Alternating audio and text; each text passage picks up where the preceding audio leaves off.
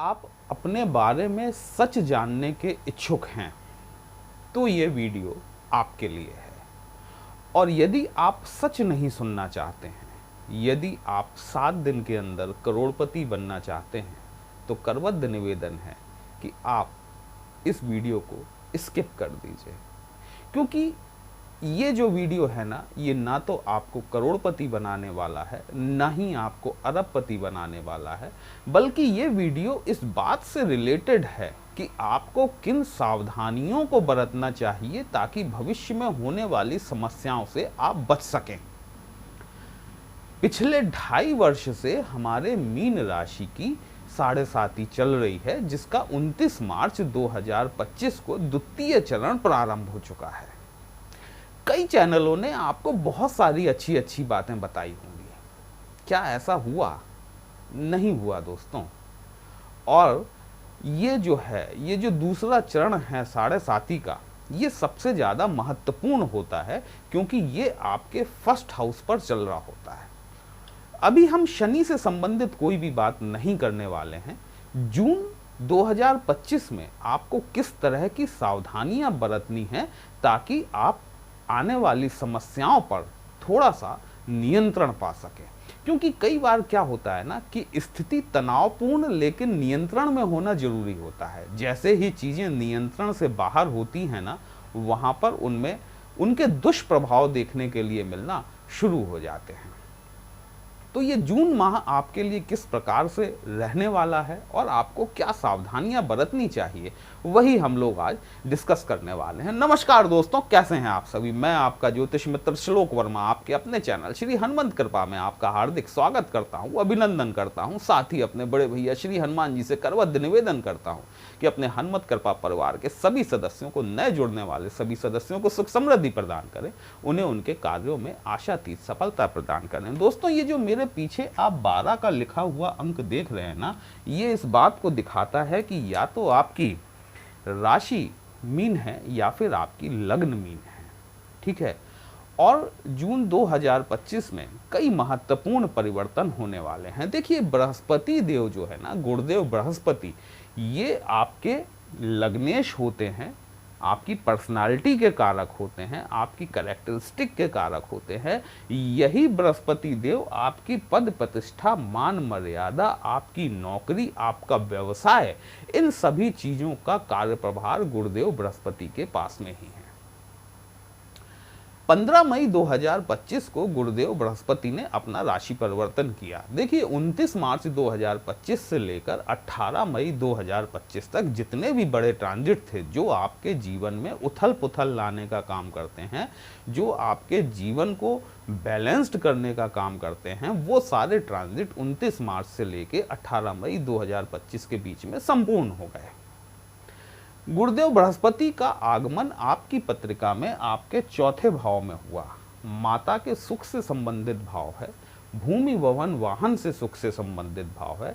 Specially यदि देखा जाए ना, तो 4था भाव हमारे इमोशंस का भाव है, हमारी भावनाओं का भाव है। माता का भाव है ना, माता से ही तो भावनाएं रिलेट की जाती हैं। तो ये जो 4था भाव है, ये आपके सुखों को दिखाता है, आपकी भावनाओं को दिखाता है। जब बृहस्पति का आगमन आपके इस भाव में हुआ, ये 3rd हाउस में, तो लोगों को लगा कि अब शुभ परिणाम देखने को मिलेंगे, क्योंकि हमारे लग्नेश जो हैं वो 4th भाव में आकर बैठ गए। बृहस्पति 4थे घर में बैठने के बावजूद भी आपको शुभ परिणाम नहीं दे पाए, तो क्या अब देने वाले हैं? अभी भी थोड़ा सा आपको रुकना पड़ेगा। वीडियो अंत तक अवश्य देखिएगा। कहीं भी अच्छा लगता है कमेंट बॉक्स में जय श्री राम लिखेंगे, आपको भी अच्छा लगेगा, हमें भी अच्छा लगेगा आपके लिए इस तरह के विश्लेषण लेकर आने के लिए। देखिए, जब गुरुदेव बृहस्पति का आगमन आपके 4थे भाव में हुआ, उससे पहले मंगल महाराज आपकी 5म भाव में गोचर कर रहे थे। ये मंगल पिछले विगत कई माह से आपकी पत्रिका में 4थे भाव में और 5वें भाव में वक्री मार्गी होते हुए चल रहे हैं। तो जब बृहस्पति आए तब मंगल महाराज पहले से ही आपकी पत्रिका में पंचम भाव में बैठे हुए थे और बृहस्पति के गोचर के कुछ ही घंटों बाद में सूर्य देव ने भी अपना राशि परिवर्तन कर लिया और वो आपकी पत्रिका में तीसरे भाव में गोचरस्थ हो गए। कोई भी शुभ प्लैनेट, जैसे वो बृहस्पति हो, बुध हो, शुक्र हो, चंद्रमा हो, जब भी ये शुभ प्लैनेट किन्हीं दो क्रूर ग्रहों के बीच में अथवा पाप ग्रहों के बीच में फंस जाते हैं ना, तो ये अपना शुभ परिणाम नहीं दिखा पाते।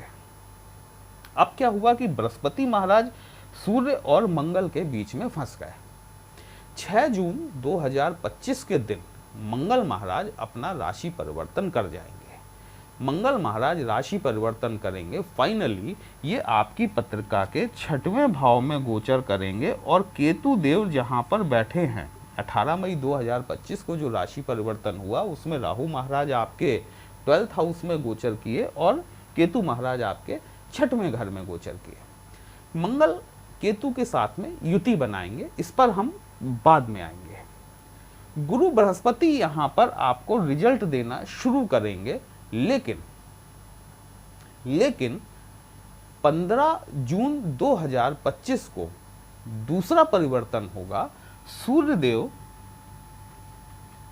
आपके 4थे घर में गोचर कर जाएंगे। यहां पर आकर बृहस्पति देव अस्त के हो जाएंगे। जब भी कोई प्लैनेट अस्त का होता है तो वो अपना रिजल्ट नहीं दे पाता। बृहस्पति यहां पर लगभग 27 दिनों तक अस्त की स्थिति में ही रहने वाले हैं। इसके साथ ही एक परिवर्तन और होगा। बृहस्पति देव अपना नक्षत्र परिवर्तन करेंगे 14 जून 2025 को और ये राहु के आद्रा नक्षत्र में गोचर कर जाएंगे। आपकी पत्री में वर्तमान समय में जो मेजर रोल प्ले करने वाले प्लैनेट्स हैं ना, जिनका सबसे ज्यादा योगदान है, वो इस समय आपके शनि महाराज हैं, राहु महाराज हैं, केतु महाराज हैं, मंगल महाराज हैं। अब कैसे हैं वो आप थोड़ा सा समझिए कि आपकी पत्रिका में राहु की क्या स्थिति है। राहु एक्सपेंशन के कारक हैं, आप जानते हैं इस बात को। गुरुदेव बृहस्पति भी एक्सपेंशन के कारक हैं, नो डाउट। शनिवत राहु कहा जाता है आपकी पत्रिका में। देखिए, ऐसा नहीं है कि गुरु आपके लग्नेश हैं, गुरु आपके कर्मेश हैं, वो नक्षत्र बेसिस पर भी आपके लिए शुभ ही होंगे, ये कोई नहीं कह सकता। ये पत्रिका टू पत्रिका वेरी करता है कि जिस वक्त आपका जन्म हुआ उस समय गुरु किन नक्षत्रों में जाकर बैठे हुए थे, वो नक्षत्र आपके लिए किस प्रकार के हैं, ये सारी चीजें इस पर डिपेंड करेंगी। बृहस्पति आपके लग्नेश होने के बावजूद भी, आपके कर्मेश होने के बावजूद भी आपकी पत्रिका में खराब स्थिति में भी बैठे हुए हो सकते हैं। वहीं राहु देव और शनि देव शुभ स्थिति में भी बैठे हुए हो सकते हैं। ये सारी कंडीशन है। ये पत्रिका तो पत्रिका वेरी कर जाती हैं चीजें। कोई कहता है कि मेरा तो गुरु बृहस्पति मेरे लग्नेश हैं, अब पता चलता है कि लग्नेश तो हैं लेकिन यहाँ पर तो मार्केश बने हुए हैं नक्षत्र में आकर। गुरु की दशा में सर्वाधिक पीड़ा देखने के लिए मिल रही है। शनि की दशा बहुत अच्छी जा रही है, शनि की अंतर्दशा बहुत अच्छी जा रही है। तो ये सारी चीजें जो हैं ये वेरी कर जाती हैं।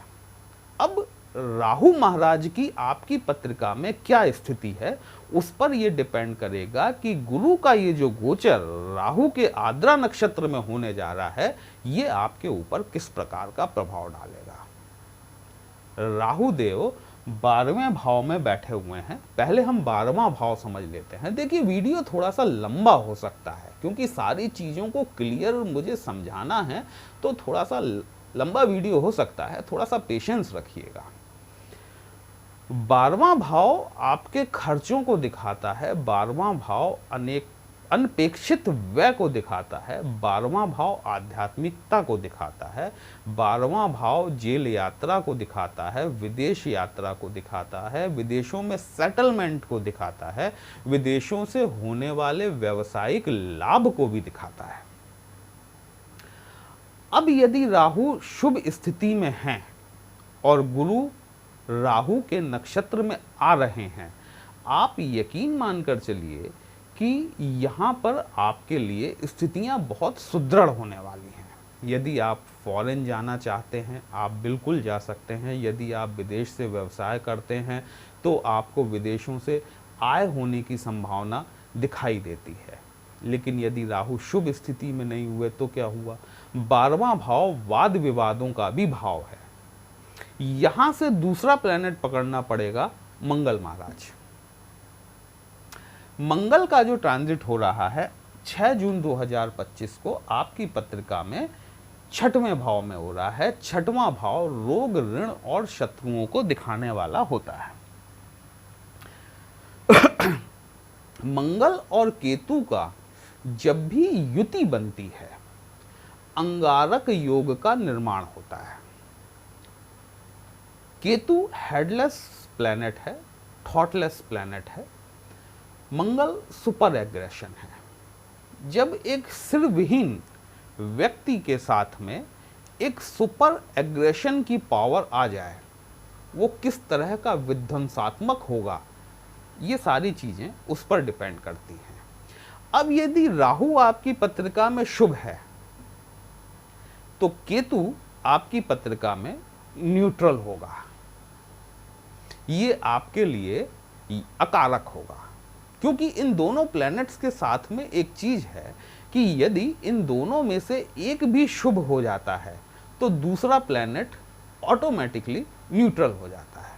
तो यदि राहु की स्थिति आपकी पत्रिका में शुभ है तो केतु की स्थिति आपकी पत्रिका में न्यूट्रल होगी ही होगी। लेकिन यदि राहु की स्थिति खराब है तो फिर केतु की स्थिति भी खराब होगी। अब जब मंगल और केतु की युति बनेगी और राहु की स्थिति खराब है तो 6वां घर वाद विवादों का है, कोर्ट कचहरी का, मुकदमों का, आपसी झगड़ों का, षड्यंत्रों का, मनमुटाव का भाव होता है 6वां घर। आपके ननिहाल को भी दिखाता है आपका 6वां घर। मतलब आपके नानके मामा का जो परिवार होता है वो आपका 6वां घर होता है। यहाँ पर मंगल और केतु का कॉम्बिनेशन बनना यदि शुभ नहीं है, उस परिस्थिति में आपको अपने ननिहाल में, अपने नानके में किसी प्रकार की समस्या देखने के लिए मिल सकती है। ये जो ट्रांजिट चलेगा, ये ट्रांजिट 6 जून से लेकर 26 जुलाई 2025 तक चलने वाला है। मतलब कि लगभग 51 दिन का ट्रांजिट ये आपका रहने वाला है। ननिहाल पक्ष से आपको कोई अप्रिय समाचार सुनने के लिए मिल सकता है। वाद विवादों को निमंत्रण न दें अगर राहु की स्थिति शुभ नहीं है तब, क्योंकि राहु और केतु और मंगल ये तीनों ही एक दूसरे को सप्तम दृष्टि से देख रहे हैं। केतु मंगल का अंगारक योग, जिसमें कि राहु महाराज ऊपर से छौंक लगाने का या तड़का लगाने का काम कर रहे हैं। तो गुरु की स्थिति राहु की स्थिति पर निर्भर करेगी कि राहु महाराज किस स्थिति में बैठे हुए हैं। 27 दिन तक बृहस्पति जो है वो अस्त अवस्था में रहेंगे, और जब अस्त अवस्था से उदित अवस्था में आएंगे तो सितंबर तक ये आपके राहु के ही नक्षत्र में गोचर करने वाले हैं, आद्रा नक्षत्र में। आद्रा नक्षत्र जो होता है ना दोस्तों, ये डिस्ट्रक्टिव कंस्ट्रक्शन का होता है। मतलब जिसको हिंदी में कहें तो विध्वंसात्मक पुनर्निर्माण। किसी चीज को नष्ट करके, किसी चीज को तोड़कर उसको दोबारा बनाया जाए, डिस्ट्रक्टिव कंस्ट्रक्शन कहलाता है, पुनर्निर्माण कहलाता है जिसको। उदाहरण के तौर पे मान लीजिए कि जैसे आज रशिया और यूक्रेन की वॉर चल रही है, सब चीज़ें ख़त्म होती जा रही हैं, दोबारा कंस्ट्रक्ट होंगी। वही चीज़ यहाँ होती है। आद्रा नक्षत्र इसी को परिभाषित करता है, इसी को रिप्रेजेंट करता है। कुछ पुरानी चीज़ें, कुछ पुराने लगाव, कुछ पुराने संबंध आप तोड़ने की तरफ आगे बढ़ने वाले हैं इस वक्त के दौरान। ऐसी चीज़ें जिनका कि आपकी ज़िंदगी में अब कोई मोल नहीं रहा, कोई कीमत नहीं रही, उन चीज़ों को आप अब समझ चुके हैं कि ये रिलेशन, ये व्यक्ति, ये बिजनेस, ये प्रभार, ये कार्य मेरी ज़िंदगी में इसकी इतनी अहमियत है, और यदि मैं इसे छोड़ भी दूंगा या छोड़ भी दूंगी तो मेरी ज़िंदगी पर कोई ज़्यादा फर्क नहीं पड़ने वाला है। आद्रा नक्षत्र इस बात को दिखाता है। जब तक गुरुदेव बृहस्पति राहु के आद्रा नक्षत्र में गोचर करने वाले हैं, तब तक आप देखिएगा कि आपके साथ में इस तरह की घटनाएं ज़्यादा होंगी। देखिए, 27 दिनों के बाद गुरु बृहस्पति अपने रिजल्ट दिखाना तो शुरू करेंगे, ठीक है, लेकिन वो जो रिजल्ट होंगे वो रिजल्ट आपके राहु के अनुसार होंगे। सूर्य के साथ में यहाँ पर आपके बुध महाराज भी आ जाएंगे। ये बुध भी आपके अस्त रहेंगे। एक छोटा सा एक रेमेडी है, मैं कोशिश कर रहा हूँ कि हर वीडियो में एक नई यूनिक चीज़ लेकर आऊँ जो कि अकल्ट से रिलेटेड हो, जिसको करने से आपको तत्काल लाभ की स्थितियाँ देखने के लिए मिलें। नॉर्मली आज हम सिर्फ बुध की बात करेंगे और गुरु की भी बात कर लेंगे, क्योंकि गुरु अस्त हो रहे हैं। देखिए, जब भी कोई प्लैनेट अस्त होता है, गुरु तो शायद ही कभी अस्त होते हैं, साल में एक बार ऐसा मौका आता है जब गुरु अस्त की पोजीशन में आते हैं। अदरवाइज बुध जो है वो नॉर्मली 99.99 पत्रिकाओं में अस्त की ही स्थिति में पाए जाते हैं, और यदि ऐसा प्लैनेट अस्त की स्थिति में है तो वो अपने गोचर के दौरान भी अस्त स्थिति में शुभ परिणाम नहीं दिखा पाते। ऐसी स्थिति में हमें क्या करना चाहिए कि हम सभी सूर्य को जल तो चढ़ाते ही हैं, और लोग अपनी अपनी श्रद्धानुसार उस जल में चावल, रोली, कुमकुम, हल्दी वगैरह मिलाकर चढ़ाते हैं। लेकिन यदि आपकी पत्रिका में स्पेशली बुध अस्त है तो आपको एक चावल के दाने के बराबर आप उसमें और कुछ मिलाएं अथवा ना मिलाएं, वो आपका हेडेक है, वो आपकी टेंशन है। अकल्ट के हिसाब से यदि आप चलेंगे, देखिए, आप यदि नॉर्मल पूजा पाठ कर रहे हैं ना तो अपने पंचम भाव को मजबूत करते हैं। अपने पंचम भाव आपके पुण्य कर्मों का बैंक बैलेंस होता है। इसके फल आपको अगले जन्म में जाके मिलते हैं। जैसे पिछले जन्म के फल आपको इस जन्म में मिल रहे हैं, वैसे ही इस जन्म के फल आपको अगले जन्म में जाकर मिलने वाले हैं। लेकिन आपको यदि इस जन्म में किए कर्मों का, सदकर्मों का पुण्य फल इसी जन्म में चाहिए तो उसका विधान होता है। हर पूजा अर्चना की एक विधि होती है। सूर्य को जब भी जल चढ़ाएं तो अपने सर के ऊपर से तांबे के बर्तन से जल चढ़ाएं आप, और उसमें यदि एक चावल के दाने के बराबर एक कपूर का टुकड़ा उसमें मिला लें जल में, तो बहुत बढ़िया रहेगा आपके लिए। बुध के शुभ परिणाम आपको देखने के लिए जरूर मिलना शुरू हो जाएंगे। अच्छा, अब इन 27 दिनों के दौरान जो बच्चे पैदा होंगे उनका गुरु भी अस्त रहेगा और बुध भी अस्त रहेगा। जो बच्चे पैदा होंगे ना, आप जो आज सुन रहे हैं, आप उनसे जब भी सूर्य को जल डलवाएंगे तब उनको उस जल में एक चावल के दाने के बराबर कपूर और थोड़ी सी हल्दी, ये मिलाकर, ये दोनों चीजें मिलाकर जब आप सूर्य को अर्घ दिलवाना शुरू करेंगे तो उनके गुरु को भी बल मिलना शुरू होगा, साथ ही साथ उनके बुध को भी बल मिलना शुरू होगा। ये अकल्ट के हिसाब से है। इसका परिणाम आपको देखने के लिए अवश्य मिलता है। तो ये जून माह जो है ना, ये जून माह में जो आपको सावधानियां बरतनी हैं, विशेषकर देखिए, आपका सबसे ज्यादा 6वां घर और 12वां घर एक्टिव है। यदि आपकी पत्रिका में राहु की स्थिति शुभ नहीं है, राहु के मंत्र ओम भ्राम भ्रीम भ्रौम स राहवे नमः, इस मंत्र का जाप करना शुरू करें।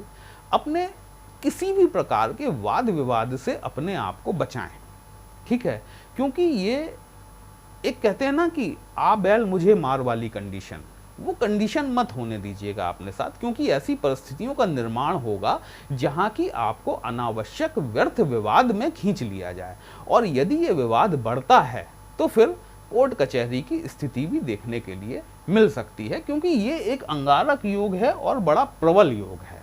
यदि आप इसको बचा ले जाएंगे तो भविष्य में आप बहुत सारी समस्याओं से बचने वाले हैं।